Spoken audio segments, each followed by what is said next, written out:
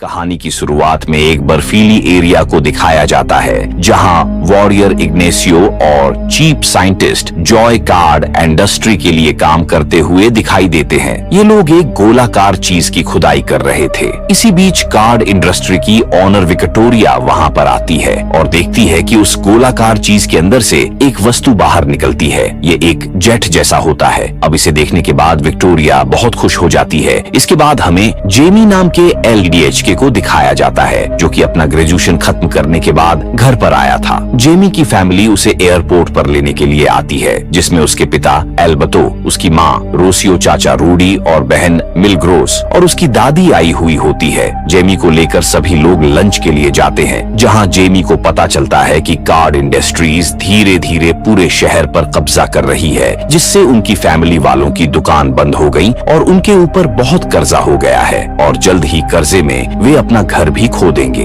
यहाँ उसे पता चलता है कि इसी हालात के कारण अल्बर्टो को हार्ट अटैक आया हुआ था। हालात जानने के बाद जेमी अपनी फैमिली से वादा करता है कि वह कोई अच्छी जॉब खोजकर सारा कर्जा चुका देगा। समय बीतता गया पर जेमी को कोई जॉब नहीं मिल रही होती है जिससे परेशान होकर जेमी अपनी बहन मिलाग्रो से कहता है कि मैं एक दिन बहुत सारा पैसा कमाकर सब कुछ ठीक कर दूंगा। इसके बाद हम जेमी को बहुत बड़े घर में देखते हैं जिसे देखकर ऐसा लगता है कि वह बहुत अमीर हो गया है। जिसे देखकर मिलाग्रो उसे बुलाती है और उसे कमरे की सफाई करने के लिए बोलती है। दरअसल मिलाग्रो भी यहाँ पर बाई का काम करती है और उसी ने उसे यहाँ पर जॉब दिखाई थी ताकि उन्हें कुछ पैसे मिल सके। यहाँ हमें पता चलता है कि ये घर विक्टोरिया का है। तभी वहाँ पर विक्टोरिया आती है जिसे देखकर जेमी उसे गुड मॉर्निंग बोलता है लेकिन विक्टोरिया उसे इग्नोर करके अंदर चली जाती है जहाँ उसकी भतीजी जेनिफर बैठी होती है। जेनिफर विक्टोरिया पर बहुत गुस्सा होती है और उसे उसकी कंपनी का एक नए डिवाइस का एक वीडियो दिखाती है। दरअसल ये डिवाइस किसी इंसान को पावर देने के लिए होती है। जेनिफर विक्टोरिया को इस डिवाइस को बनाना बंद करने के लिए कहती है। असल में ये कंपनी जेनिफर के पिता की थी पर उनकी मौत के बाद विक्टोरिया उस कंपनी की मालकिन बन गई थी और जेनिफर के पिता की इच्छा थी कि उनकी कंपनी इस डिवाइस को न बनाए, इसलिए जेनिफर विक्टोरिया के खिलाफ थी। विक्टोरिया जेनिफर से कहती है कि ये कंपनी अब उसकी है इसलिए वह जो चाहे वह कर सकती है,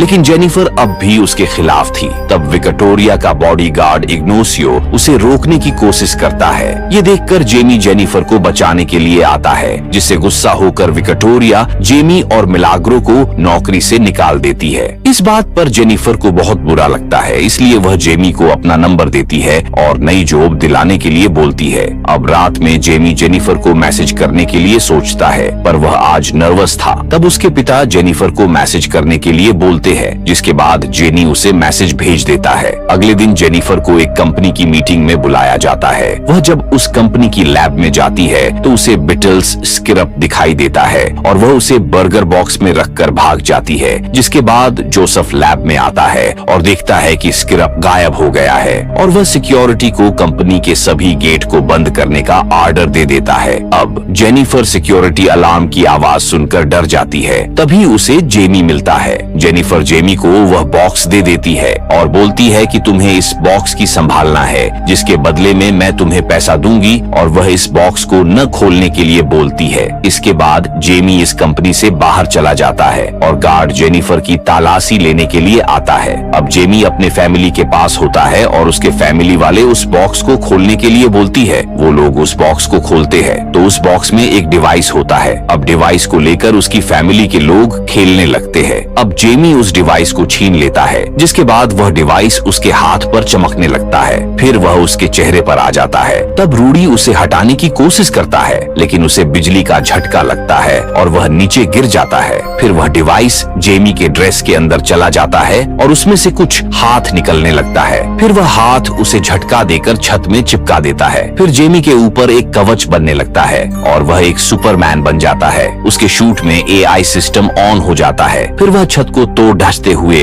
ऊपर उड़ जाता है। जेमी को अब भी यकीन नहीं हो रहा था कि उसके साथ क्या हो रहा है। फिर वह नीचे आता है और रोड के ऊपर से उड़ते हुए आगे चला जाता है। तभी जेमी एक बस के सामने आ जाता है। तभी वह शूट उस बस को दो भाग में काट काट देता है और अब जेमी अपने घर पर आ जाता है और वह शूट भी गायब हो जाता है। जेमी बेहोश हो जाता है। जेमी घबराकर पुलिस को बुलाने के लिए कहता है, लेकिन रूडी मना करता है और कहता है कि अगर पुलिस आई तो वह जेमी को चोर समझेगी। इसके बाद जेमी जेनिफर को खोजने चला जाता है। इसी समय वह देखता है कि जेनिफर के पीछे कुछ लोग हैं। अब जेमी उसे अपनी कार में बैठाकर अपने घर ले आता है। जेनिफर बताती है कि यह डिवाइस बहुत ही खतरनाक हथियार है, इसलिए विक्टोरिया अपने प्रोजेक्ट को मजबूत करने के लिए उस डिवाइस का इस्तेमाल करने वाली है। अब यह डिवाइस ने जेमी को क्यों चुना, इसका जवाब कोर्ट टावर में रखी एक चाबी से मिल सकता है। अब रूडी जेमी और जेनिफर को कोर्ट टावर तक लेकर जाता है। यहाँ पहुंचकर सबसे पहले वे कैमरे को हैक कर देते हैं। अब जैसे ही गार्ड का ध्यान भटकता है, वे तुरंत ही अंदर चले जाते हैं और उस चाबी को चुरा लेते हैं। पर ये चाबी एक घनी में बदल जाती है। ये घनी जेनिफर के पिता की थी।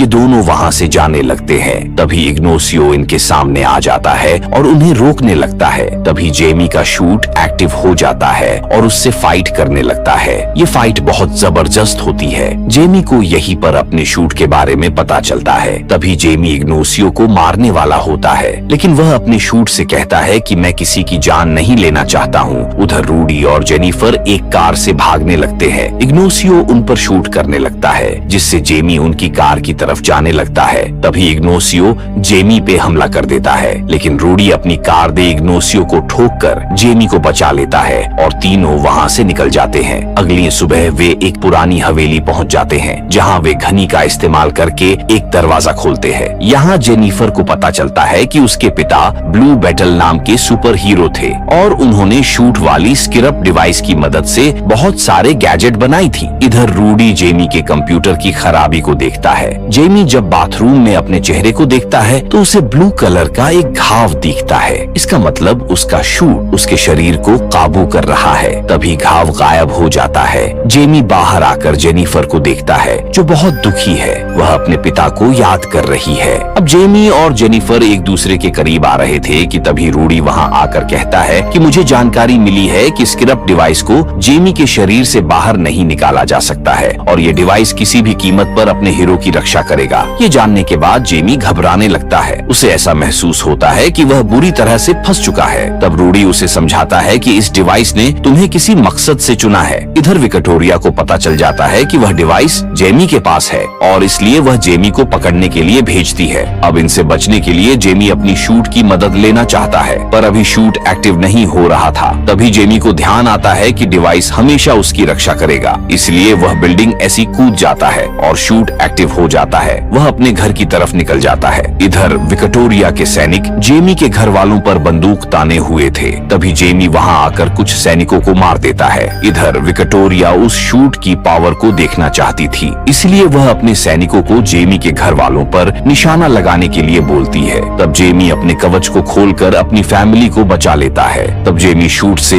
ऐसा हथियार निकालता है कि किसी की मौत न हो। अब जेमी सारे सैनिकों को मारने लग जाता है। इधर उसकी फैमिली भागने लगती है। जब अल्बर्टो वहाँ से निकलने लगता है, किसी सैनिक उसको मार देता है। अल्बर्टो घायल हो जाता है। तभी विक्टोरिया का बॉडीगार्ड उसे अपने निशाने पर ले लेता है। वह उस पर हमला करने वाला होता है। तभी जेमी के पिता उसे आवाज देते हैं और जेमी उन्हें बचाने के लिए जाने लगता है। तभी इग्नासियो उस पर हमला करता है, जिससे वह कमजोर होकर नीचे गिर जाता है। तभी जेमी के घर को भी ब्लास्ट कर दिया जाता है। जेमी अब कमजोर हो चुका था। वह अपने पिता को मरते हुए देख रहा था, पर उन्हें नहीं बचा सकता था। तभी इग्नासियो उसके पास आता है और उसे ले जाने लगता है। अगली सुबह उसकी फैमिली अल्बर्टो के मरने से बहुत दुखी होती है। तभी ग्रैंड माँ सबको हौसला देती है कि हमें रोने के बजाय जेमी को बचाना चाहिए। तभी वहाँ पर जेनिफर आती है और वह उन्हें अपने पिता के लैब में लेकर जाती है। वहाँ पर बग नाम का एक जेट रखा था। इसके अलावा वहाँ पर बहुत सारे हथियार रखे हुए थे, जिसमें मिलाग्रो एक पंजे वाला हथियार उठा लेती है। सभी लोग अलग अलग हथियार को ले लेते हैं। इसके बाद वे पाको आइलैंड पर बने किले पर हमला करने के लिए प्लान बनाते हैं। इधर विक्टोरिया जेमी के शरीर से वो डिवाइस निकालने के लिए एक मशीन में डाल देती है। इस प्रोसेस में जेमी मर सकता था। इसके अलावा इग्नासियो का कवच भी इसी मशीन से ज्वाइन किया गया था, ताकि स्किरप का सारा डेटा इग्नासियो के शूट में आ जाए। अब जैसे ही प्रोसेस चालू किया जाता है, जेमी दर्द से चिल्लाने लग जाता है और कोमा में चला जाता है। तब उसे उसकी पुरानी यादें दिखाई देने लगती है, जिसमें उसके पिता कहते हैं कि ब्लू बीटल को अपने अपनाना ही तुम्हारा सबसे बड़ा मकसद है। जिसके बाद जेमी सपने से बाहर आ जाता है और स्किरप को अपना लेता है। इससे पहले उसके शूट की पावर इग्नोशियो के अंदर चली जाती है, जिससे इग्नोशियो बहुत पावरफुल हो जाता है। इसी समय उसके फैमिली वाले अपना जेट लेकर वहाँ पहुँच जाते हैं और वहाँ के सैनिकों को मारने लगते हैं। तभी रूडी एक बटन को दबा देता है, जिससे जेट से नीला धुआं निकलने लगता है। इसी समय जेनिफर और मिलाग्रो फोर्ट के अंदर जाते हैं, जहाँ उन्हें शूट का बड़ा वर्जन दिखाई देता है, जो कि स्किरप की एनर्जी ले रहे होते हैं। इसलिए वह वहाँ पर ब्लास्ट कर देती है, जिससे फोर्ट का एक हिस्सा गिर जाता है और वो दोनों अलग अलग हो जाती है। इधर लैब में जेमी अपने शूट को इस्तेमाल नहीं कर पा रहा था, क्योंकि उसके शूट की पावर खत्म हो गई थी। इसी समय जोश समझ जाता है कि विक्टोरिया के इरादे ठीक नहीं है, इसलिए वह जेमी को भगाने के लिए गेट खोल देता है, पर इग्नोशियो उसे देख लेता है और जोश को मार डालता है। तभी लैब में ब्लास्ट हो जाता है, लेकिन इग्नोशियो विक्टोरिया को बचा लेता है। इधर जेमी के सामने बहुत सारे सैनिक आ जाते हैं, लेकिन वही उसकी दादी आ जाती है और सैनिकों पर हमला कर देती है। अब सभी लोग जेट के अंदर पहुंच जाते हैं, लेकिन जेनिफर और मिलाग्रो अभी भी नहीं आए थे, इसलिए जेमी उन्हें बचाने के लिए वापस जाता है। यहाँ मिलाग्रो अपने पंजे का इस्तेमाल करके खुद को बचा रही थी, लेकिन जल्द ही वह दुश्मनों से घिर जाती है। तभी वहाँ जेमी आ जाता है और उसका शूट भी एक्टिव हो जाता है और वह सारे दुश्मनों को धूल चटा देता है। इसी समय इग्नोशियो वहाँ पर आ जाता है और जेमी को फेंक देता है। जेमी खुद को बचाते हुए इग्नोशियो से फाइट करने लगता है, जिससे वे एक दूसरे के साथ घमासान फाइट करते हैं। इसी बीच विक्टोरिया जेनिफर को बंदी बना लेती है और वहाँ से भागने की तैयारी करती है, लेकिन तभी जेनिफर गम बॉम्ब को ब्लास्ट कर देती है, जिससे हेलीकॉप्टर गिर जाता है, पर जेनिफर और विक्टोरिया बच जाती है। जेनिफर अब स्किरप के डिवाइस को तोड़ देती है, जिससे विक्टोरिया कभी भी शूट नहीं बना पाएगी।